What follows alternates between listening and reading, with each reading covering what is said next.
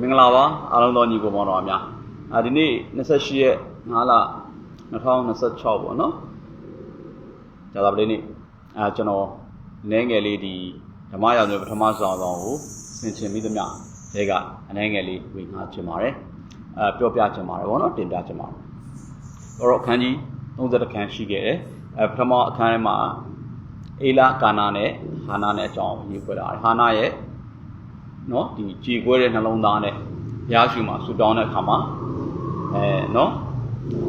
်ဘာဖြစ်လဲသားရခဲ့တာပေါ့သားရခဲ့တာပေါ့နော်သားရခဲ့တယ်အေလီကနေပြီးလာပြီးတော့ဗျာလိတ်ပြောပြတာယေဘရဟိအေလီကနေပေါ့နော်ယေဘရဟိအေလီကဘာလာပြောလဲဆိုရင်ပထမတော့ဒီအထင်မှားတာပေါ့နော်ဒီမိန်းကလေးဖြစ်ပြီးတော့နေရစပြည့်ရီကိုများစွာတောက်ကျူးနေသလားရက်ပါတော့မင်းရဲ့စပြည့်ရီတောက်ချင်းကိုဆိုပြီးပြောတဲ့အခါမှာဒီဟာနာကနေပြီးတော့အခုတော့ကျွန်မဒါမျိုးမဟုတ်ပါဘူးဟလားစိတ်နှလုံးထဲမှာညှိုးငယ်ခြင်းအာကြီးတဲ့အတွက်ကြောင့်မလို့ဇက်ကနေပြီးတော့နှုတ်မဝတ်နိုင်ပဲနဲ့တီးလို့ရေရွတ်ရတယ်ဆိုပြီးပြောတဲ့အခါမှာအေလီကနေပြီးတော့ကောင်းကြီးပေးပြီးတော့ဟာနာကဒီဟလားသားစုရခဲ့တယ်ထာဝရဘုရားကနေပြီးတော့သူရှမွေလကိုချီးမြှင့်ခဲ့တယ်ရှမွေလကိုချီးမြှင့်ပြီးတော့သူကရှမွေလလေးနှုတ်ကွာတဲ့အချိန်ပေါ့ရှမွေလနှုတ်ကွာတဲ့အချိန်ဆိုတော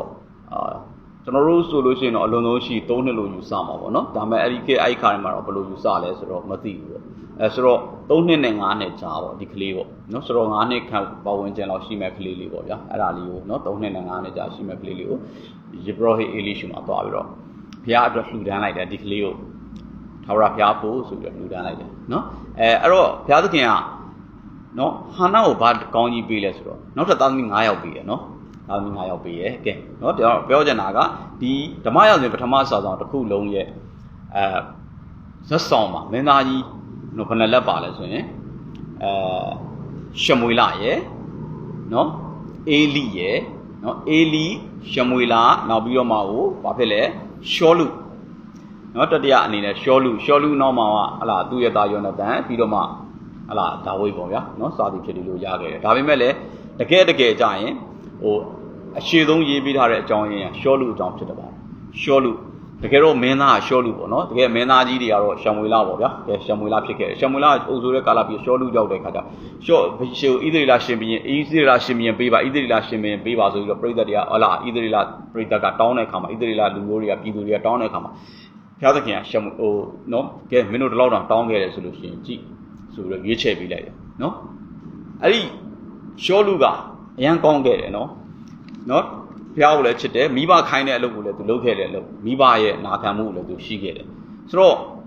့ရှောလုကဘာရလဲဒီတိုင်းတစ်ပြည်လုံးကိုသူပြန်လဲစီးလုံးသိမ်းသွင်းပြီးတော့သူများလေးလက်ထက်ကနေကဲလိုက်ပါလက်စတိုင်းတွေဟလာတခြား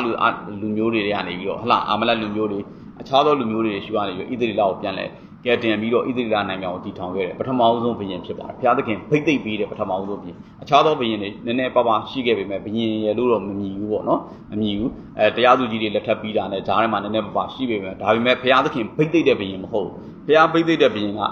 ရှောလုဖြစ်တယ်ဆိုတော့ရှောလုကချောတယ်နော်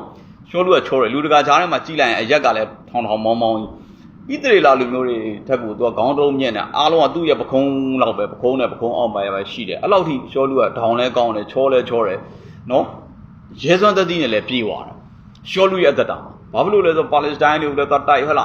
းအာမလက်လူမျိုးတွေနဲ့တိုက်ဟဲ့လားအခြားသောလူမျိုးတွေလည်းသူတိုက်ခဲ့တယ်တိုင်းတစ်ပြည်လုံးကိုသူပြန်လဲစီယုံပြီးတော့ဣသရေလနိုင်ငံကြီးကိုတည်ထောင်ပြီးရှောလုရဲ့ဘုံကြီးအဲ့လောက်ထိဘုံကြီးခဲ့တဲ့ပြည်ဖြစ်ခဲ့တယ်ဆိုတော့ဘုရားသခင်မှာလည်းသူကချစ်တယ်လမ်းလျှောက်ခဲ့တယ်ဆိုတော့အဲ့မှာအရန်ကောင်းတယ်ရှောလုက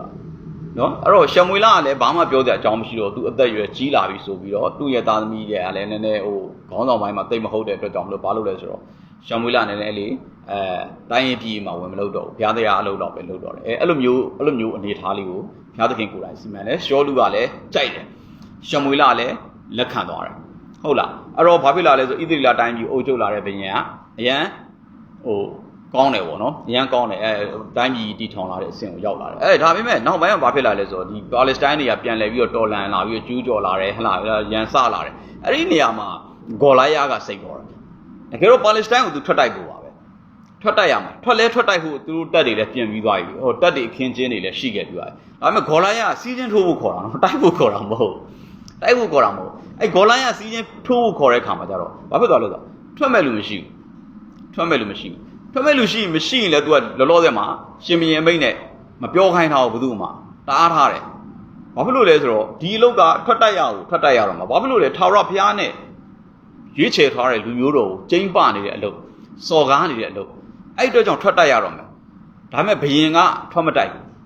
ဲဘရင်ကထားပါတော့ထွက်မတိုက်ရင်လည်းအခြားသောစစ်သူရဲတွေအခြားသောဘာညာသူရဲကောင်းတွေကိုရှာရမယ်ပေါ့နော်ရှာရမယ် तू ကတော့ရှာတယ်လို့ပြောလို့ရတာပေါ့ဘာဖြစ်လို့လဲဆိုတော့သူသမီးတော်နဲ့လက်ဆက်မယ်ဒီဂေါ်လာရောက်တိုက်နိုင်တဲ့လူဘာညာဆိုကဲဘယ်သူမှမတိုက်ဘူး तू ဘာလို့ထွက်မတိုက်တာလဲ तू ကတနိုင်ငံလုံးကိုပတ်ပြီးတော့အကောလုံးကိုလွတ်လိုက်ဘယ်လိုကောနိုင်ငံတော်တီထောင်ဖို့အတွက်အကောလုံးပတ်တိုက်လာတဲ့ तू လည်းစစ်သူရဲတယောက်ပဲလေ तू ဘာလို့ထွက်မတိုက်တာလဲနော်ဘာလို့လဲဆိုတော့ဟိုတုန်းကရိုးရိုးလူကနေပိတ်သိပ်ပြီးတော့စပြီးတော့မှအခုမှစလောက်လာတဲ့လူဆိုတော့ तू အဲ့တော့ရဲကျင်တယ်အခုကျတော့ခုံမထိုင်နေတာဘရင်ဘရင်ဖြစ်သွားပြီဘရင်ဖြစ်သွားတော့စဉ်းစားလာ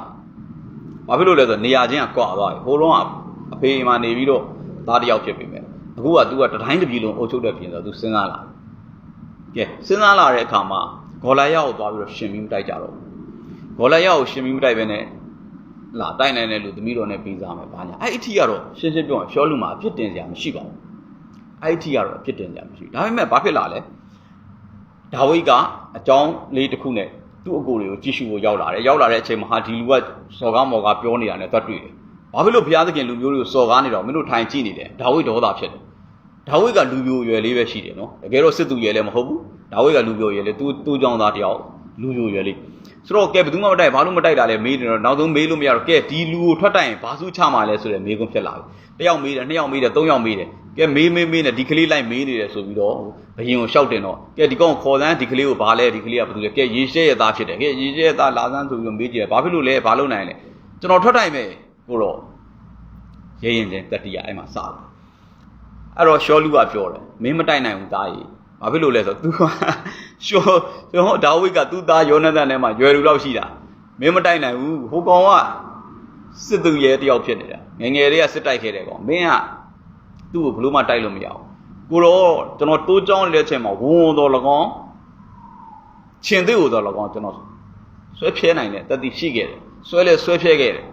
နော်အဲ့ဒီထဲကနေပြီးတော့သူ့ရဲ့တိုးတွေကိုပါဇက်ထဲကနေနှုတ်ခဲ့တယ်ဝုံကသူ့ပြန်လို့တော့ဘာလို့လဲဝုံမုတ်စိတ်ကနေကင်ပေါက်တယ်တဲ့ဒါဝိဒ်ကလည်းအဲ့လိုဘုရားကောင်းကြီးပေးတဲ့ကလေးဆိုတော့အဲ့ဒီမှာကဲနောက်ဆုံးတော့လေရှင်ဘီယံလည်းတားလည်းမရဘူးဒီလူလည်းမတိုက်လို့မှမရတာကဲအဲ့ဒါဆိုရင်တော့ရော့ချက်ဝတ်စုံဝေးအာမွန်တို့နော်ရှင်ဘီယံအာမွန်ကိုချပေးတဲ့ဒီချက်ဝတ်စုံကိုချပေးတဲ့ကောင်ကလေးဆိုတော့သူကစစ်တိုက်တဲ့လူမှမဟုတ်တာစစ်သားမှမဟုတ်တာအဲ့တော့ဒီအလေးကြီးတွေတန်ချက်ကာကြီးတွေဝတ်တဲ့အခါမှာမွတ်နိုင်ကိုတော့ကျွန်တော်ဒါနဲ့တော့မစွမ်းနိုင်ဘူးဘလို့မှအားထုတ်လို့မရဘူးကျွန်တော်ဒီတိုင်းသွားတိုင်ဟာကဲအဲ့ဒါဆိုရင်လည်းမင်းနဲ့သူဘုရားသခင်ပါရှိပါစေပေါ့ကဲဒါဝိဒ်ကကြောက်ခဲ၅လုံးကောက်သွားတယ်ဒါကတော့အကုန်လုံးသိကြတယ်ဟဲ့လားကြောက်ခဲတစ်လုံးနဲ့ဂေါ်လာယာကိုတတ်ခဲ့တယ်နော်ဂေါ်လာယာရဲ့ဓာတ်နဲ့ဂေါ်လာယာရဲ့လက်ဖင်ကိုဖြတ်ပြီးတော့တတ်ခဲ့တယ်ဟုတ်တယ်ကောင်းတယ်နော်ဒါဝိဒ်လည်းကောင်းတယ်ရှောလူလည်းကောင်းတယ်ရှမွေးလာလည်းကောင်းတယ်အားလုံးကောင်းတယ်အဲ့ဒီအချိန်ကြီးဒါပေမဲ့အဲ့ဒီမှာဇလန်းစလာတာဇလန်းအစအဲ့မှာအရက်တကာလူတွေကော်မာလေးတွေမိန်းကလေးတွေဟဲ့လားဒါဟိုရက်ထဲကလူတွေကပါလဲအဲ့ဒီမှာစပြီးလို့တာဂေါ်လာယာကိုဒါဝိဒ်တတ်လိုက်တဲ့အတွက်ရှောလူအထောင်ထောင်ဒါဝိဒ်အတောင်တောင်တက်လေပြီတကားတဲ့ရှောလူအထောင်ထောင်ဒါဝိဒ်အတောင်တောင်တက်လေပြီတကာ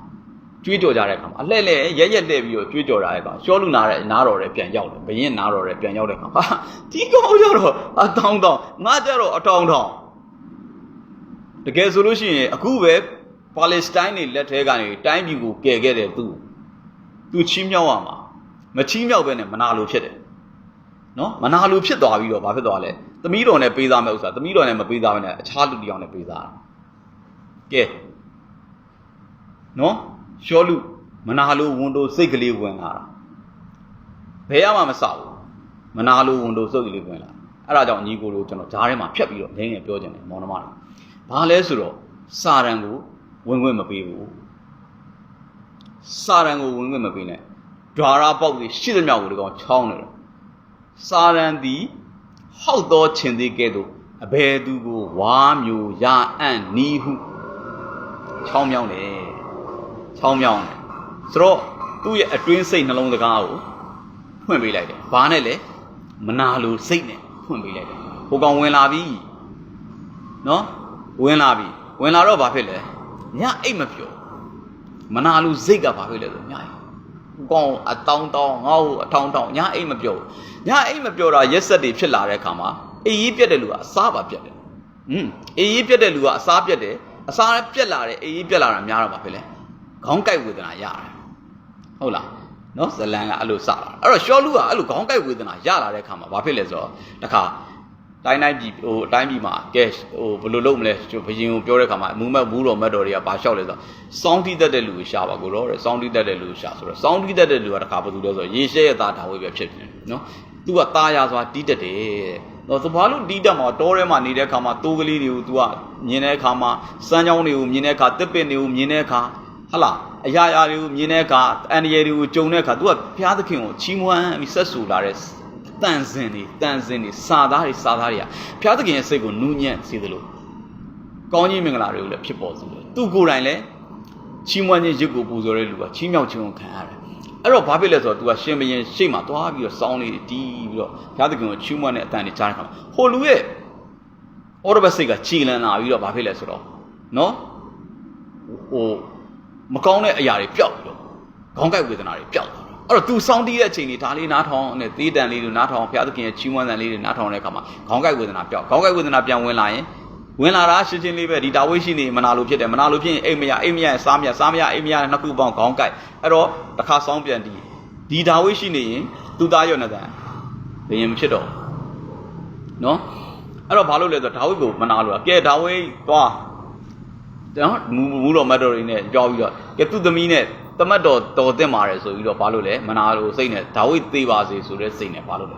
तू မတတ်ချင်အောင်လေဘာဖြစ်လို့လဲဆိုတော့ तू ကဒီကလေးကဖျားနဲ့ရှိနေတဲ့ကလေးဆိုတော့ तू သိတော့မတတ်ချင်တော့ပါလက်စတိုင်းတွေတတ်ပါစေဆိုပြီးပါလက်စတိုင်းအရေးပြားတရားနဲ့သူသမီးမခါလာဘူးတောင်းပါတဲ့နော်ဒါဝိကပါလက်စတိုင်းရောက်200ရဲ့အရေးပြားနဲ့မိခါလာကိုတင်တောင်းခဲ့အဲ့တော့ရှင်မင်းရဲ့စကားဖြစ်နေတဲ့ကြောင့်ရှင်မင်းကမပေးစားလို့မရအောင်ပေးစားခဲ့ရတယ်ပေးကားခဲ့ပြီမဲ့ဒါဝိရှိနေလို့မရဘူးဒါဝိကိုတတ်ဖို့အကြောင်းမျိုးကြံကြတဲ့လှန်နဲ့ထိုးဖို့ကြံစီတဲ့အိမ်နေရင်းနဲ့ကရင်ကိုမဝါပြီးတတ်ဖို့ကြံစီတယ်အဲ့လိုမျိုးတွေအမျိုးမျိုးလုပ်တယ်ဘုရားသခင်ကလည်းအမျိုးမျိုးသူ့ကိုကယ်နိုင်ခဲ့တယ်ဒါဝိကိုဘာဖြစ်လာလဲမနာလိုစိတ်ဆိုတဲ့သေးသေးလေးရနေပြီးတော့မနာလိုစိတ်သေးသေးလေးရနေပြီးတော့လူတတ်ဖို့ကြံစီတဲ့အထီးဖြစ်သွားတယ်လူတတ်ဖို့ကြံစီတဲ့အထီးဖြစ်ပြီးတော့လူလိုက်တတ်ပြီဟောမနာလိုစိတ်လူတတ်ဖို့ကြံစီတဲ့လူလိုက်တတ်ပြီအဲ့ဒီကတဖြည်းဖြည်းနဲ့ကြီးထွားလာတယ်အဲ့ဒါကြောင့်ဝင်ပေါင်းမပေးနဲ့မျက်စိကိုဝင်ပေါက်ပေးရင်မျက်စိကနေဝင်မျက်နှာခေါင်းပါဇက်နာအိုးတကိုယ်လုံးကောင်စိုးမိုးပြီးကောင်လှုပ်တော့မယ်ရှောလူကအခုအဲ့ဒီယောဂရသွားပြီဘလို့မှမရတော့သူ့မှာတန်ရှင်တော်ဝိညာဉ်တော်ထွက်သွားပြီမကောင်းတဲ့ဝိညာဉ်သူ့မှာဝင်ပြီတန်ရှင်တော်ဝိညာဉ်တော်သူ့ကိုမကိန်းအောင်တော့ဘိသိက်မပေးတော့အဲ့ခါမှာဒါဝိဒ်ကိုဘုရားသခင်ကောင်းကြီးပေးနော်အကြောင်းမျိုးကြောင့်ဒါဝိဒ်ကထွက်ပြေးရလိုက်တတ်တယ်ဒါပေမဲ့ဒါဝိဒ်လက်ကိုအပ်ခဲ့တယ်ရှောလူကိုနော်နှစ်ကြိမ်တိတိအပ်တော့နှစ်ကြိမ်တိတိဘုရားသခင်ရဲ့ဘိသိက်ထားတဲ့သူကိုမတတ်ဘူးဒါဝိဒ်ကအဲ့လိုမြတ်တာဘုရားသခင်ရဲ့မြတ်တာရှိပြီးတော့သူ့လွတ်ပေးခဲ့တယ်အဲ့လိုမျိုးလူကိုလိုက်တတ်နေတယ်ရှောလူကတိုင်းပြည်ကိုပါလက်စတိုင်းလက်ကကယ်ခဲ့တယ်နော်တမတ်တော်ဖြစ်တယ်အမှုတော်ကိုကောင်းမွန်စွာထမ်းဆောင်တယ်ဘုရားသခင်ရဲ့ဂုဏ်တော်ကိုချီးမွမ်းပေးတယ်သူ့ရှေ့မှာသူ့ကိုယ်စားအဲ့လိုလူကိုလိုက်တတ်တယ်အဲ့လိုလူကိုလိုက်တတ်အဲ့တော့ဘာဖြစ်လဲလူတက်ရန်ကြံစီတယ်လူလိုက်တတ်တယ်တတ်လို့မရတော့နီးပေါင်းစုံနဲ့လှုပ်တယ်လိုက်လို့ရင်လည်းဘာလုပ်ခဲ့လဲဒါဝိဒ်ကိုကူညီပါတယ်ဆိုပြီးတော့ယေဘရောဟိတ်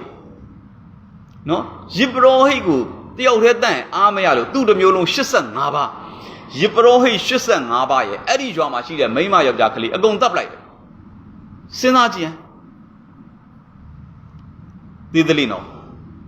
သေးသေးလေးဒါလေးကတော့သေးသေးလေးပဲငါတို့ဘာမှမဖြစ်ပါဘူးဒီတစ်ခေါက်ကလက်လေးသွားလိုက်ဒီတစ်ခေါက်ဆေးကြောက်လေးရှူလိုက်တာဒီတစ်ခေါက်မကောင်းမှုနဲ့ပေါင်းပြီးအရက်တောက်ကျွန်တော်ပြောတာစင်ချင်ဖို့ပြောနေတာနော်ခင်ဗျားတို့ဟိုဟာလုပ်လို့ဒီဟာလုပ်လို့ကျွန်တော်ဟိုဟာလုပ်လို့ဒီဟာလုပ်လို့ပြောနေတာမဟုတ်စာရန်ကိုဝင်ပေါက်ပေးတဲ့ကိစ္စကိုကျွန်တော်ပြောနေတာစာရန်ကိုဝင်ပေါက်ပေးလိုက်တာခင်ဗျားတို့သေးသေးလေးလို့ထင်တာအထူးသဖြင့်အဲ့ဒီနော်ဒီလောကနဲ့ပတ်သက်လာပြီးပြောရင်ကျွန်တော်တို့မှာအတွေ့အကြုံအများကြီးရှိတယ်အဲ့ကလပ်တွေသွားအဲ့ဒီကနေမကောင်းတာတွေတွေ့ခဲ့ကလပ်ကိုသွားရင်ဘာတွေတွေ့မလဲအရက်တွေတွေ့မယ်ဆေးတွေတွေ့မယ်နော်ဟလာတချို့လိုအပ်လို့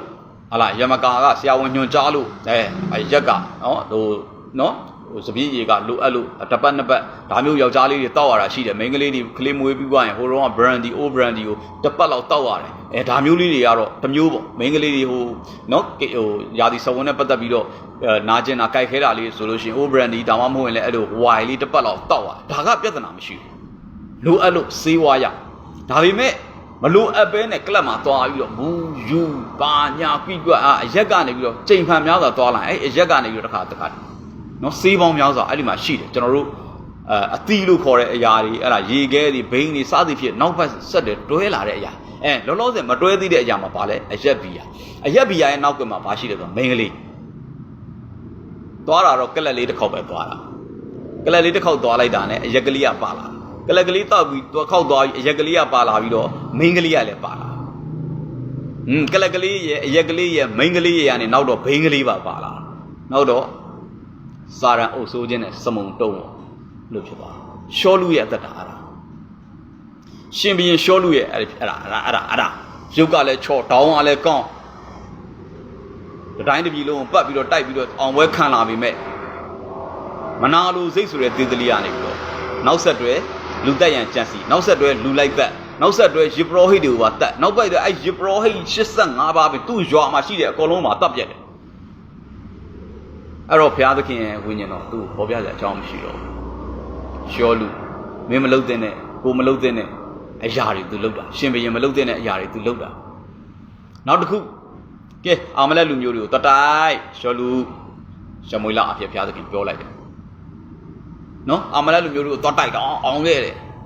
ရှင်းဖြက်စီးပါလို့ပြောတယ်သူနဝစိတ်မအစားပြီးတော့ဘာတစ်ခုမှမလို့ချင်ရှင်းဖြက်စီးပလိုက်နော်တမန်တရားမှာအဲ့လိုပြောထားတယ်ဘုရားသခင်မှားထားတယ်ဒါပေမဲ့ရှောလူကဘာလို့လဲရှင်းမဖြက်စီးတဝက်တော့ဖြက်စီးခဲ့ဘာလို့လဲတဝက်ဖြက်စီးခဲ့နာခံခြင်းရှင်းဖြက်စီးပါသူလုပ်တဲ့လောက်ကကောင်းလားမေးကြည့်ရှောလူကအကဲဟိုရှမွေလာရောက်လာခါမှာရှမွေလာဟိုရှောလူမင်းဘာလုပ်ခဲ့ပြီလဲကျွန်တော်ကိုတော့ပြောတဲ့အတိုင်းမှားတယ်အဲ့ဒါဆိုငါကြားတဲ့တိုးတဲ့နွားတန်လူတန်တွေကဘာတွေလဲဆိုကိုတော့ထာဝရဘုရားကိုပူဇော်ဘူးတိုးကောင်းနွားကောင်းတိုးမြက်နွားမြက်စိတ်မြက်အကောင်းဆုံးပြီးတော့ရှင်ဘရင်နဲ့ဘာညာကွိကွတ်ထာဝရဘုရားကိုပူဇော်ဖို့သူယူခဲ့တာအကြံစီရန်ကောင်းတယ်နော်ထာဝရဘုရားကိုပူဇော်ဖို့သူတွေစိတ်တွေဒါပေမဲ့ဂျမွေလပြောတဲ့အဖြစ်ရှင်းလေးဘုရားသခင်ငတ်နေတာပေါ့စားခြင်းသူဖန်ဆင်းထားတဲ့တောဝန်းမှာတိုးတောင်းကိုသူစားလို့ရတယ်နွားတောင်းကိုသူစားလို့ရတယ်ဘုရားငတ်နေတာမဟုတ်ဘူးမင်းတို့စားဖို့အတွက်ဓာတွေကိုပေးထားတာရစ်ပူဇော်ခြင်းဆိုတာအဓိကမဟုတ်နာခံခြင်းဆိုတာအဓိကဒီလိုလုပ်ပါလို့ပြောတာကိုဒီလိုလုပ်ဖို့ဒီလိုပုံသဏ္ဍာန်လေးရစ်ပူဇော်ပါလို့ပြောတာဘုရားသခင်ကငတ်နေလို့ပြောနေတာမဟုတ်အသွေးကိုတောက်ချင်လို့ပြောနေတာမဟုတ်အသားကိုစားချင်လို့ပြောနေတာမဟုတ်ဘူးနာခံခြင်းရှိဖို့ပြောနေတာနာခံခြင်းအတ္တတာမရှိဘူးရှောလူကနည်းနည်းလေးသေသလေးမနာလိုစိတ်ကလေးလူတက်ရင်ကြံစီလူတက်လူလိုက်တက်ဒီအပြင်လူပေါင်းများစွာတက်ထို့အပြင်ဖျားကိုနားမခံအဲ့အတွက်ကြောင့်ရှောလူရဲ့နိုင်ငံကိုစုပ်ဖဲ့ပြီးတော့မင်းကျွန်ဒါဝိကိုပေးမယ်လို့ပြောတယ်ပို့ဆိုးသွားတယ်ပို့မနာလိုစိတ်ပြင်းထန်သွားတယ်ရှာမွေလာလည်းမရှိတော့ဘူးသေသွားတယ်ဘုရားသခင်ရှုကဘာဗျာဒိတ်တန်မှလည်းမကြောက်ဒါဝိလည်းထွက်ပြေးပြီသူလိုက်တတ်လို့ဘာမှမရှိဘူးနောက်တစ်ခါစစ်ပွဲရောက်လာပြီပါလက်စတိုင်းတွေရောက်ကျူးကျော်လာဘာလုပ်အောင်ဘာလုပ်အောင်လဲအဲ့တော့ဘုရားသခင်ကိုရစ်ပူဇော်တဲ့အရာလဲသူလုံနေလေအဖို့ပဲအဲ့ဒါနဲ့ဘာလုပ်လဲဆိုတော့နတ်ဝင်မိန်းမကိုရှာတယ်နတ်ဝင်မိန်းမကိုရှာတယ်နော်ဓမ္မsorry တော့တရားဟောရအကြောင်းနော်ဖတ်ကြည့်ဝတ်ပြုရအကြောင်းကိုဖတ်ကြည့်ဘာရေးထားလဲစုံလုတော်သူနတ်ဝင်တော်သူနတ်ဝင်တဲ့နဲ့ပေါင်းဖော်တော်သူကြောက်ခဲနဲ့ပြစ်ပြီးတော့သေတတ်ဣသရေလမျိုးကရှင်းလေးဖြည့်ဆည်းရမယ်သူကိုယ်တိုင်လည်းလုပ်ခဲ့တယ်ရှောလို့အခုတော့သူလုပ်ပြီးတော့သူကနတ်ဝင်တဲ့ကိုရှာတယ်ရှောလူရဲ့တက်တာနောက်ဆုံးဘာဖြစ်သွားလဲသိတနာဖို့ကောင်းတာရှောလူရဲ့သားတွေထဲမှာယောနသန်ဖြစ်တယ်စိတ်ကောင်းအမှန်တန်ရှိတယ်ရဲစွမ်းတတ္တိရှိတယ်ဒါပေမဲ့လည်းရှောလူနဲ့အတူသူ့သားတွေအကုန်သေခဲ့တယ်ဏီကုံချုပ်သွားပါဆိုတော့ဘုရားသခင်ရဲ့နိုင်ငံကဣသရေလနိုင်ငံဒါဝိမင်း